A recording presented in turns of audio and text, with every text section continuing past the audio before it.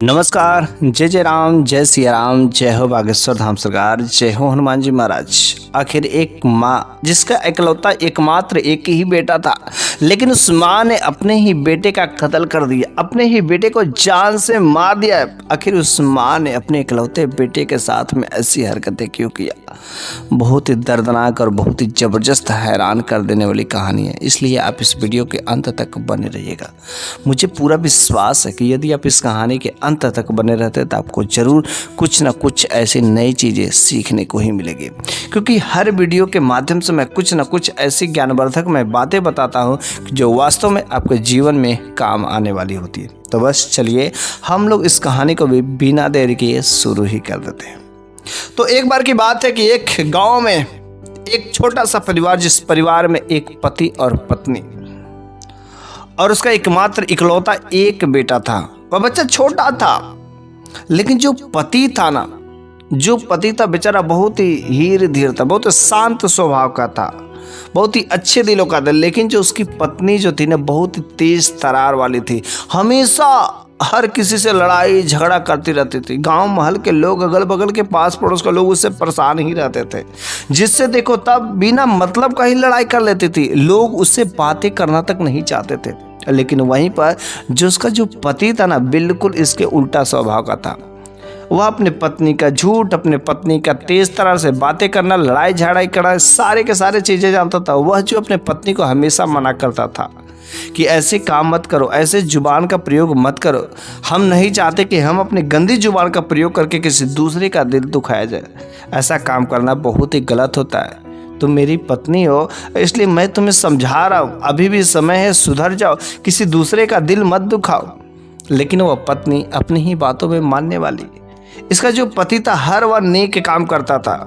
अगर कोई दरवाजे पर बिच्छू आ जाता था, कोई भिखारी आ जाता था, कोई प्यासा आ जाता था, कोई चिड़िया आ जाती थी, कोई जानवर आ जाता था, अगर उसे भूख लगी तो वह उसे भोजन जरूर खिलाता था। लेकिन उसकी पत्नी उसे दुत्कार देती थी, मार करके भगा देती थी। अगर कोई फकीर, कोई भूखा, कोई भिक्षुक, कोई साधु, कोई ब्राह्मण अगर आ गए उसके दरवाजे पर, अगर उसका पति नहीं है तो क्या मजाल है, उसकी पत्नी उसे दरवाज़ा भी नहीं खोलती थी। अगर बाय चांस दरवाज़ा भी खोल दी तो वह एक से बढ़ करके एक उन्हें गालियाँ बद्दुआ दे करके वह वहाँ से दे चली जाते लोग। तो यही जो उसका रवैया था, गांव महल के लोग सारे लोग जानते थे। लेकिन जो उसका बेटा था, पति तो बेचारा काम करने चला जाता था, लेकिन जो बेटा था सारा का सारा समय अपनी माँ के पास में ही रहता था। बस माँ का जैसा रवैया वैसा ही बेटा भी सीखा।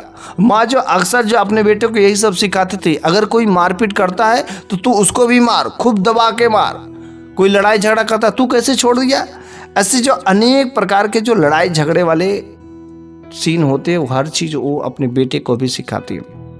वह बेटा भी जैसे जैसे बड़ा होता है, वह बेटा भी बहुत ही झगड़ालू किस्म का होता है, बहुत ही हिंसात्मक होता है, झगड़ा करने वाला होता है। ना तो वह भगवान में विश्वास करती थी, ना कभी बेटा को सिखाया, ना वह कभी किसी को दान पुण्य करती थी, ना कभी बेटा को कोई काम नेक करने को सिखाया, कभी कुछ नहीं। बेटा और माँ दोनों एक ही प्रकार के थे। हर तरीके से बेचारा वह पति जो है समझा करके थक गया था कि काश मेरी पत्नी सुधर जाती, मेरी पत्नी रास्ते पर आ जाती, किसी दूसरे का हित के बारे में नहीं सोचती, नहीं करती, अपने पत्नी से हमेशा परेशान रहता था। लेकिन गजब की बात तब होती कि एक बार जब वो अपने घर से बाहर गया हुआ था काम पर, और दरवाजे पर जो एक साधु बाबा का दस्तक होता है, जब साधु बाबा का दस्तक होता है, दरवाज़ा खटखटाते, दरवाज़ा खोलती है, तो जैसे ही खोलते हैं तो उसने कहा कि तुम्हारे पति कहाँ हैं। उसने कहा ले, आप मेरे पति को खोज रहे, तू आ गया फिर से वही भिक्षा मांगने, कहेगा भूख लगा, ये कहा वो क्या। अरे तुमको पता है कि मैं कुछ नहीं देने वाली हूँ। इज्जत से वो बात नहीं करती। आप यहाँ से चले जाओ, तुरंत यहाँ से चले जाओ, भाग जाओ यहाँ से। कहता है अरे मुझे आपसे नहीं मिलना है, मेरे को भोजन पानी नहीं चाहिए, बस जो आपका पति है ना वो मेरा दोस्त है। कहता अरे मेरे पति का दोस्त ऐसे भिखारी, ऐसे लंगोट फटियाल स्थिति में, इतना गरीब, इतना नीच लोगों के साथ में मेरे पति की दोस्ती? नहीं, आप झूठ बोल रहे हैं, जाइए यहाँ से, भग जाइए, कहीं दूर जाइए।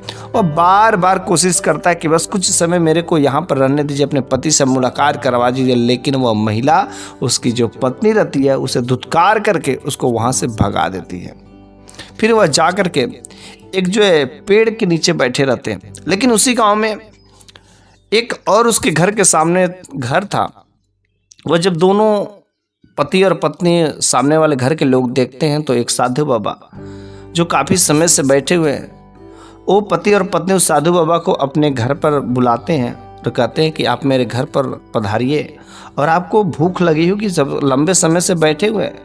उसने कहा हाँ, यहाँ पर बैठा तो हुआ, भूख भी लगी, लेकिन मैं अपने दोस्त का इंतज़ार कर रहा हूँ। उसने कहा ठीक है, आप अपने दोस्त का इंतज़ार करिए, कोई बात नहीं, लेकिन सबसे पहले आप जो भोजन ग्रहण कर लीजिए। दोनों पति और पत्नी जो है उस साधु बाबा को अच्छे से बैठा करके खातिरदारी करते हैं, भोजन पानी हर चीज़ का व्यवस्था करते हैं। कहते हैं कि बाबा जी आप वहाँ पर पेड़ की छाँव में क्या करने के लिए बैठेंगे, वहाँ पर जो है हवाएं चल रही है, सही से सोने का नहीं। आप मेरे ही घर में एक जो कमरा खाली है, आप वहाँ पर रह करके विश्राम कर लीजिए। लेकिन जो आप दोस्त की बात करें, आखिर आपका दोस्त कौन है? उसने कहा मेरा दोस्त फला नाम का है। वो तो कहता है अरे आपका भी दोस्त है? वो तो मेरा भी बहुत घनिष्ठ दोस्ती है। लेकिन बाबा जी मैं बताता हूँ कि उसकी जो पत्नी है बहुत ही खराब है, बहुत ही तेज तरार की है। उस बाबा जी ने कहा ये तो मैंने देख लिया, मैं उसके घर पर गया तो पानी पीना तो दूर की बात है, वो मुझे धक्का मार करके अपने घर से निकाल दिए। उसने कहा कि क्या आप मेरे दोस्त से मिलवा सकते हैं? उसने कहा बहुत सिंपल सी बात है। क्या बात है? वो तो अधिकतर लेकिन वह काम के सिलसिले में घर से बाहर ही रहता है, इसलिए जब वह आएगा तो मैं आपको बता दूंगा और आप उनसे मुलाकात कर लीजिएगा। लेकिन जब तक वो नहीं आता है, मुलाकात नहीं होती, आप मेरे घर पर ही ये जो कमरा है आप उसी में रहिए, आराम से रहिए। एक दिन बीत जाते हैं, वह जो साधु बाबा वहाँ पर आते हैं। लेकिन साधु बाबा ने कहा उसकी पत्नी के सिवा उसके घर में और कौन रहता है? तो उसके कहा कि उसका एक बेटा भी है। उसने कहा क्या आप जो उसके बेटे से मिलवा सकते? उसने कहा हाँ अवश्य, बेटे से तो मिलाना बड़ी सी, वो घर पर ही होगा। और वह साधु बाबा को लेकर के उस बेटे से मिलवाने जाते हैं। लेकिन देखते हैं कि बेटा जो खेल रहा था, लेकिन खेलते खेलते तब तक जो एक पत्थर उठाता है और एक लड़के के सर पर जोर से मार देता है। उसका सर जो फूट जाता है, सर से ब्लीडिंग होने शुरू हो जाते हैं। लेकिन वह आदमी जो उस लड़के को पकड़ करके लाता है और साधु बाबा के सामने खड़ा कर देता है। साधु बाबा ने कहा बेटा ये जो तू काम किया, क्या तू अच्छा कर्म किया है? वो कहता है कि आप कौन होते हैं? आप मेरे को समझाने वाले कौन होते हैं? आप कौन हैं? उसने कहा चलो बेटा मेरे साथ में चलो। इतना वो धीर गंभीर आवाज में बोलते हैं कि इससे पहले आज तक उतना धीर गंभीर आवाज में किसी ने बात ही नहीं किया होगा। और वह साधु बाबा की जो इतना प्यार से बातें करते हैं, वह उनकी बातों में आ जाता है और वह उनके साथ उसके घर पर जाता है। वो अपने घर पर उस लड़की को ले जाता है और साधु बाबा जहाँ पर ठहरे रहते हैं उस जगह पर ले जाते हैं अपने कमरे में, और उससे कहते कि बेटा मैंने तुम्हारे बारे में सुना है कि तुम्हारा पिता बहुत ही नेक दिल का है और तुम्हारी माँ के बारे में बहुत लोग ऐसे बुरी बुरी बातें करते हैं। उसने कहा कि हाँ, इसलिए तो मैंने उस लड़के का सर फोड़ दिया, वह मेरी माँ के बारे में बहुत भला बुरा ऐसी ऐसी बातें कर रहा था, मेरे को सब्र नहीं। उसने कहा बेटा अगर तुम अपने आप में सही हो जाओगे तो तुम्हारी माँ भी धीरे धीरे सही हो जाएगी। क्यों ना तुम कहा कभी तुम भगवान की भक्ति भाव किए? उसने कहा अरे भगवान ये क्या चीज़ होता? फिर उन साधु बाबा ने अपने सामने बैठा करके कुछ जो है चीज़ें बताया, कुछ जो है उनके साथ में किया और कुछ मंत्रों को उससे पढ़वाया। ठीक है, मंत्रों को पढ़वाने के बाद कुछ ज्ञान की बातें भी बताया। वह लड़का बहुत ही धीर गंभीर आवाज में बैठ करके शांति से सारी की सारी बातें सुनता रहा। जब कुछ समय बीत जाते हैं तो उस बाबा ने पूछा बेटा तुम अपने आप को कैसा महसूस कर रहे हो? वो लड़का कहता है कि बाबा जी मुझे आपने जो कुछ भी बातें बताई ना उसमें बहुत सच्चाई लगती है और बहुत अच्छी लगती है, आप और बताइए ना। उसने कहा नहीं बेटा आज बस इतना ही, कल तुम फिर से इसी जगह पर आना और मैं तुम्हें एक से बढ़कर के एक अच्छे ज्ञान की बातें बताता रहूँगा। लेकिन हाँ, मैंने जिन मंत्रों को बताया है भगवान की उपासना करने का, जैसे करने का, यदि तुम वैसा करोगे तो तुम्हारी दिन पर दिन ऐसे ही बुद्धि बढ़ती रहेगी। और वह लड़का उस बाबा जी का फैन हो जाता है। फिर वह अपने घर पर जाता है तो बहुत ही धीर गंभीर उस दिन लगता है। माँ जब देखती कि मेरा बेटा इतना कैसे धीरा हो गया, उसे समझ नहीं आता, लेकिन समझती कि शायद उससे कुछ हुआ होगा। अगले दिन वह खेलने नहीं जाता है बल्कि वह उन बाबा जी के पास जाता है, उसके घर पर जहाँ पर बाबा जी ठहरे हुए थे। 3 दिन 4 दिन अब तो रोज उन्हीं के पास जाता और उसे ज्ञान की बातें बताते। उस लड़के के अंदर काफ़ी बदलाव आ जाता है, बहुत अच्छा खासा बदलाव आ जाता है। लेकिन एक दिन उस महिला को पता ही चल जाता है कि मेरा जो बच्चा के अंदर ऐसा बदलाव कैसे हो रहा है। जब उसे पता चल जाता है कि मेरा लड़का जो रोज उस साधु बाबा के पास में जाता है, वह तेज तरार वाली तो थी। और एक दिन गजब की बात तब होती कि जब वो लड़का जा रहा होता है साधु बाबा से मिलने, तो उसके पीछे पीछे उसकी माँ भी पीछे पीछे चली जाती है। और जब पीछे पीछे चली जाती है तो वजह से ही देखती है कि साधु बाबा वही जिसको मैंने भगाया था, और मेरा लड़का उन्हीं के पास जाकर के बैठ कर के फलानी फलानी गंदी गंदी बातें सीख रहा। वो वहाँ पर जाकर साधु बाबा को खूब भला बुरा बोलती है। लेकिन जो भी भगवान के भक्त होते हैं उनको ये सब बातें सहने की आदत होती है। कोई कितना भी बोलता रहे, वो लोग तो अपने मगन में धुन रहते हैं। और देखिए, एक माँ ही जो अपने बेटे और बेटी को बिगाड़ने और संवारने का जो जिम्मेदारी सबसे ज़्यादा होती है, क्योंकि पिता तो बाहर काम करता रहता है, कुछ समय बस अपने परिवार में अपने बेटों और बेटियों को दे पाता है, लेकिन अधिकतर समय उस माँ के हाथ में होता है। अगर माँ चाहे तो अपने बेटे और बेटियों को बिगाड़ सकती है और बना भी सकती है। और ऐसा ही यह इसके साथ भी हुआ था। इस माँ ने अपने बेटे को पूरा का पूरा बिगाड़ करके रख दिया था। लेकिन जब से वह साधु बाबा के कांटेक्ट में आता, उस लड़के के अंदर काफ़ी सद्बुद्धि आती है, भगवान के बारे में काफ़ी कुछ अच्छे खासे ज्ञान मिलता है। लेकिन जब वह माँ उस साधु बाबा को बहुत कुछ ऐसे भली बुरी गाली या दे रही थी, तो लड़का बार बार कहता कि माँ तुम ये सब काम कर रही हो, ऐसा मत कहो, अरे ये सब काम करना गलत है, बहुत आप गलत कर रही, आप यहाँ से चलिए। वो अपनी माँ की मुख को बार बार बंद करता है कि माँ तुम बाबा को गाली मत दो, तुम्हें ज्ञात नहीं है, बहुत बड़े बाबा है। वो कहती करे तेरा दिमाग के चट गए हैं, तुझे भी अपने मति में कर लिया, तेरे ऊपर जादू टोना कर दे, इसलिए तू उनकी बातें कर रहा है, बकी बकी बातें कर रहा है। वो माँ जो अपने बेटे का हाथ पकड़ के जबरदस्ती घसीटते हुए अपने घर पर ले जाती है। उस दिन जो शाम के समय में उसका पति भी घर पर आता है। जब उसके पति घर पर आते तो उसकी माँ, उसकी पत्नी उससे कहती है कि देखो जी, वो साधु बाबा, वो फकीर आया था, और वह अपने आप को एक दिन दोस्त बता रहा था कि हम अपने दोस्त से मिलना चाहते हैं। हमने तो उसको बेइज्जती करके घर से निकाल दी था, लेकिन वह जो है मेरे बेटे को अपने जाल में फंसा लिया। उसने कहा कौन? और उस दिन जब उसे पता चलता तो वो साधु बाबा के पास में जाते हैं। जैसे उस साधु बाबा को देखते हैं तो उसके तुरंत चरणों में गिर जाता है, कहता है कि बाबा जी, मेरी पत्नी ने आपके साथ में जो कुछ भी किया, मैं उसके लिए माफ़ी मांगता हूँ, बस आप मुझे माफ़ कर दीजिए। और आज के बाद मैं अपनी पत्नी के खिलाफ रहते हुए, मेरी पत्नी जो कुछ भी करती है उससे नहीं मतलब है, आप मेरे घर में चलिए, आप हमारे यहाँ रहिए, हमारे यहाँ भी अच्छे खासे व्यवस्था है। अब मैं कुछ दिन काम करने नहीं जाऊँगा, बल्कि मैं आपका सेवा करूँगा। मेरा बेटा भी आपके जैसा ही हो गया है, इसलिए मैं चाहता हूँ कि आप हमारे घर पर चलिए। और इस तरीके से वह व्यक्ति जो है उन साधु बाबा को अपने घर पर लेकर आता है। लेकिन जैसे ही साधु बाबा को उसकी पत्नी देखती है तो उसका दिमाग जो ठिकाने लग जाता है, और वो अपने पत्नी पर गरज पड़ती है कि अरे तूने क्या किया, इस साधु को, इस पाखंडी को तूने मेरे घर पर ला दिया, अरे मेरे बच्चे को तो मोह माया में कर ही लिया है, अब तुम्हें भी कर लेगा, और देखना अब तुम लोगों के साथ भला नहीं हो सकता। वैसे साधु बाबा को लगता है, कोसने लगती है। उसके पति का दिमाग खराब हो जाता है और अपने पति को दे चपाटा मारती है। 3-4 चाटा अच्छे से जम करके धोने के बाद वह डर करके चुप हो जाती है, वो कुछ बोलती नहीं है। अब तो वह दोनों बेटा और बाप उस साधु बाबा के अच्छे से खातिरदारी करते, सेवा करते, और दोनों लोग, वह बेटा और बाप जो साधु बाबा के साथ में रह करके भगवान के भक्ति भाव करते और ज्ञान की बातें सीखते। लेकिन जो उसकी पत्नी अंदर ही अंदर उसे बहुत ही जलन हो रहा था कि आखिर ये लोग कैसे मेरे सामने ऐसे कर रहे, मेरे घर में ऐसे कर रहे। वह जो सोचती थी कि किसी ना किसी तरीके से ये जो साधु है, जो पाखंडी है ना, किसी दिन अगर मेरा पति नहीं रहता ना तो इसको तो मैं जान से मार देती। वो रोज साधु बाबा का एक जो कमरा था वहाँ पर बैठ करके भगवान की भक्ति भाव किया करते थे।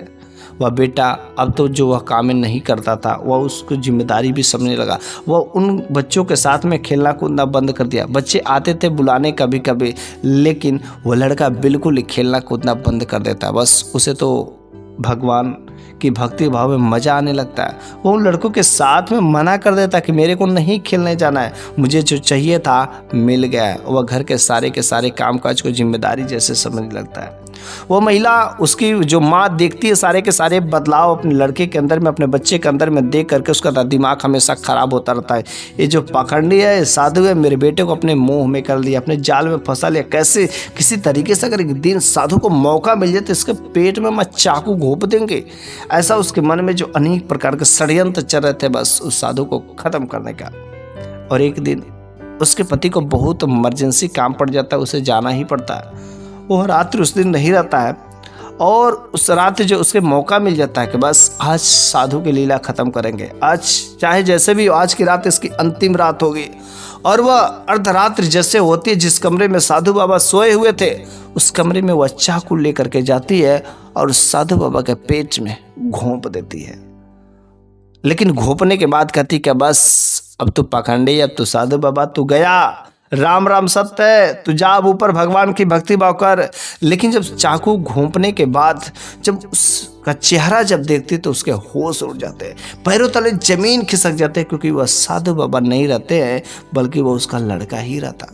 वह बड़े ही हैरान हो जाते कि आखिर मेरा बेटा यहाँ पर कैसे आ गया, और मैंने तो अपने बेटे के ही पेट में चाकू घोंप दी। वह अपना मत्था जो सर पटक करके वहीं पर रोने लगती है, विलाप करने लगती है और यह खबर आग की तरफ फैल जाती है। वहां पर गांव वाले भी इकट्ठा हो जाते कि इस मां ने तो अपने बेटे को ही मार दिया। और सुबह होते होते तक उसका पति भी जब घर पर आ जाता तो दृश्य देखता है, अरे मेरी पत्नी ने तो अपने बेटे को ही मार दिया। उसने कहा अरे तुमने क्या किया, तुम कितनी बड़ी जो है कलंकित हो। अरे क्या भला कोई माँ जो अपने बेटे को मार सकती है, लेकिन तुम कैसी माँ यार, तुम्हारा बेटा अगर भगवान की भक्ति भाव कर रहा है, नेक काम कर रहा है, तुम्हारे अनुसार नहीं चल रहा है, वो तो सही तो काम कर रहा है ना, लेकिन जब तुम नहीं कर सकते तो क्या तुम अपने बेटे को मार दोगी। अरे भला तुम कैसी माँ हो। वो तो उसका कलेजा का टुकड़ा था, वो अपने बेटे को नहीं मारना चाहती थी लेकिन अनजान में हो गया। वो अपने पति से बताना नहीं चाहती थी कि आखिर किस तरीके से हुआ। वह कहती है कि नहीं, मैंने अपने बेटे को नहीं मारा, अरे मैं तो साधु को, उस पाखंडी को मारने आई थी। उसने कहा क्या बात कर रही हो, तुम साधु बाबा को मारने गई थी। अरे क्यों तुम साधु बाबा को मारना चाहती थी, अरे क्या वो तुम्हारे बिगाड़े हैं। ऐसे बका करके झचला झला कर अपने पत्नी से पूछता है, मारता है, झपेटे करता है। साधु बाबा ने कहा इसमें उसका कोई दोष नहीं, इसमें मेरा दोष है। वह बेटा अपना खो दिया, वह माँ जो है आपकी पत्नी ने सारे के सारे गलत काम करते थे, लेकिन उसका जुर्माना तो बेटा को भुगतना पड़ गया। लेकिन क्या करेंगे, जो विधाता ने लिखा है वह तो होकर के रहता। लेकिन साधु बाबा ने कहा कि देखिए यहाँ पर तो सोने का मेरा ही रूम था, लेकिन आपका जो लड़का पिछली रात मैं बैठ करके भगवान की तपस्या में भगवान का ध्यान लगाया हुआ था, और जब आपका बेटा मेरे घर पर मेरे कमरे में आता है तो वो कहता है कि बाबा जी मैंने सुना है कि जिस जगह पर आप जो हमेशा बैठ करके भक्ति भाव करते हैं, आराधना करते हैं, वह जगह कितनी पवित्र होगी। मैं इधर उधर सोता हूँ, मेरे को आराम नहीं मिलता, और मैंने सुना है कि वह जगह बहुत ही पवित्र होती है, इसलिए आज आप हमारे जगह पर चले जाइए सोने और मैं आपके जगह पर मैं सोऊंगा। और बस हम दोनों तो बदली कर लिए थे, लेकिन उसकी माँ को ये बातें नहीं पता चली और वह मेरे कमरे में गई जहाँ पर उसका बेटा सोया हुआ था, और वह अपने बेटे के पेट में चाकू घोंप देती है। बेटा को अपनी माँ की गलती की सजा भुगतनी पड़ती है। तुरंत ये सब बातें सुन करके गांव वाले भी वह इकट्ठा रह जाते हैं। अब उसकी पत्नी को भी अपने दिमाग का ठिकाने लग जाता है। उसका पति और उसकी पत्नी दोनों लोग जिस साधु बाबा के चरणों में गिर जाते, कहते कि बाबा जी बस अब आप ही कुछ कर सकते हैं। उसकी पत्नी भी अब गिलगिलाने लगती है कि मुझसे बहुत बड़ी गलती हो गई बाबा जी, बस कुछ करिए, मेरा बेटा को फिर से जीवन दान दे दीजिए, तब से मैं कोई गलत काम नहीं करूँगी, कोई नए काम ही करूँगी। सारे के सारे गांव वालों के सामने ये वचन लेती कि आइंदा अगर मेरे बेटा मुझे वापस मिल गया तो मैं सारे के सारे गलत काम छोड़ दूंगी, आप जैसा कहेंगे वैसा ही करूंगी। और वह साधु बाबा ने कहा कि क्या तुम कसम खाती हो, क्या तुम प्रॉमिस करो कि हाँ से मैं जैसा कहूँगा वैसा तुम काम करोगे तो तुम्हारा बेटा अवश्य तुम्हें वापस मिल जाएगा। क्योंकि भगवान के शरण में यदि चली जाओगे तो भगवान तुम्हें माफ़ अवश्य कर देंगे, लेकिन उनकी भक्ति भाव सच्चे दिल से करोगे तब। फिर जो है साधु बाबा ने कहा कि पहले तुम भगवान के शरण में जा कर के गिरो। बस पास के मंदिर में वह जा कर के वहाँ पर वह रोने लगती है, अपने गलतियों को प्रायश्चित मांगने लगती है। साधु बाबा पूरे के पूरे गाँव वालों के सामने भगवान से प्रार्थना करते हैं कि हे भगवान, इसकी जो माँ थी इसने गलती किया था, लेकिन इस बेटा को सजा मिल गई। इस बेटा ने क्या किया था, इसको सजा क्यों मिली? अरे मैं जानता हूँ कि इसकी माँ जो कुकर्मी थी, नहीं मानती थी, कोई भी नेक कर्म नहीं करती थी, लेकिन आज इसकी माँ को अपने गलती का प्रायश्चित हो गया और आज के बाद यह वही काम करेगी जो आप चाहते हैं। आज से वह भक्ति भाव करेगी, लेकिन आप ही तो सब कुछ इस दुनिया को चलाने वाले हैं, आप ही सब कुछ करने वाले हैं, आप ही जिंदा को मुर्दा और मुर्दा को जीवित करने वाले हैं। बस आपकी दुआ लगे, आपकी प्रार्थना मैं करता हूँ कि बस इस बेटे को किसी तरीके से जीवित करिए। बस उस साधु बाबा ने एक जो रुमाल लिया और उस रुमाल में जो कुछ मंत्र पढ़ करके उसमें कुछ जल डाला और जल डालने के बाद जहाँ पर चाकू घोंपा गया था उस लड़के के पेट पर जो रख दिया और देखते ही देखते कुछ समय में उसके घाव भर जाते हैं और कुछ समय बाद उसके बेटे की आंख जो खुल जाती है, वह बेटा बिल्कुल ऐसे खड़ा हो जाता है कि जैसे उसे कुछ हुआ ही नहीं था। वह बेटा कहता है कि बाबा जी, वास्तव में आपका जो जगह था इतना पवित्र रहा कि मैं इतना गहरी नींद में सोया कि मेरे को देखिए कितना सुबह हो गया और मेरे को जगाने के लिए इतने लोग आए हैं। क्या गजब की बात है। वास्तव में बाबा जी आपका जगह बहुत ही पवित्र था। उस बेटे को क्या बता कि मेरे साथ में क्या हुआ है। और इस तरीके से जो वह माँ रहती है वह सुधर जाती है और उस दिन से भगवान की भक्ति भाव भी करना शुरू हो जाती है। और जिस दिन से वे लोग भगवान की भक्ति भाव करते हैं, उस साधु बाबा को इज्जत मान सम्मान भी देना शुरू कर देते हैं। उसके पति की कमाई में दिन दूना रात चौगुना भी वृद्धि होने लगती है। घर में तरक्की भी होना शुरू हो जाती है। जितना ही वह दान करता है, जितना वह नेक काम करती थी घर से, उसके घर में उतना ही मान सम्मान वृद्धि होता था, उतना ही उसके घर में माता लक्ष्मी का आशीर्वाद प्राप्त होता था। इसलिए कहा जाता है कि हमें कभी भी अगर हमारे घर के दरवाजे पर कोई दीन दुखी आ जाता है, कोई भिखारी आ जाता है, कोई प्यासा आ जाता है, कोई ज़रूरतमंद आ जाता है, अगर हम उसकी सहायता कर सकते हैं तो बस बेसहारे को सहारा अवश्य ही देना चाहिए। क्योंकि भगवान ने आज हमारे पास जो कुछ भी दिया है वह पर्याप्त है। कुछ लोग ऐसे भी हैं इस समाज में, इस देश में, कि जो जितना मेरे पास है उतना उन लोगों के पास भी नहीं। इसलिए अगर आप अपने आप को गरीब मानते हो तो गरीब नहीं है, क्योंकि जितना आपके पास भगवान ने दिया है उतना ही धन किसी के पास नहीं होगा। वह उसी चीज़ को हासिल करने के लिए सोच रहा होगा।